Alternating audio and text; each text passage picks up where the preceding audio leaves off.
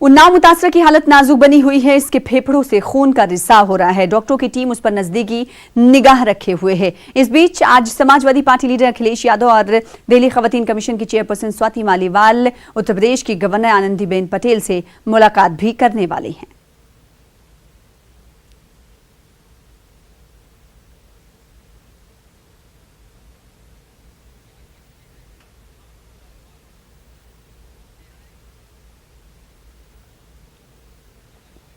उधर मुतासरा की चाची की आखिरी रसूमात गंगा घाट पर अब से कुछ ही देर बाद अदा की जाएगी। आखिरी रसूमात में शामिल होने के लिए मुतासरा के चाचा को 18 घंटों की पैरोल मिली है। मुतासरा के चाचा को लेकर पुलिस रायबरेली से उन्नाव के लिए रवाना हो चुकी है। मुतासरा की खाला की आखिरी रसूमात बाराबंकी में अदा की जाएगी।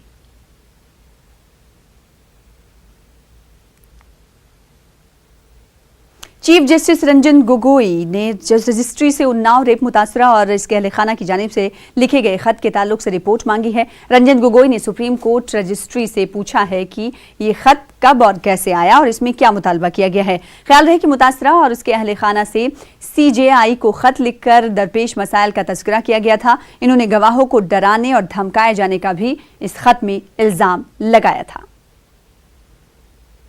तो ये खत मुतासरा खानदान की तरफ से चीफ जस्टिस को लिखा गया था, जिसके बाद रजिस्ट्री से चीफ जस्टिस ऑफ इंडिया ने पूछा है कि ये खत कब आया और क्या लिखा गया था। इसी के साथ ही अगर बात की जाए आखिरी रसूमात की, तो आज मुतासरा के अफराद खाना में से एक खातून की आखिरी रसूमात अदा की जानी है और इसीलिए आज आपको बता दें कि उसके चचा को 18 घंटों के लिए आज बेल भी मिल रही है, जो आखिरी रसूमात में शामिल होंगे।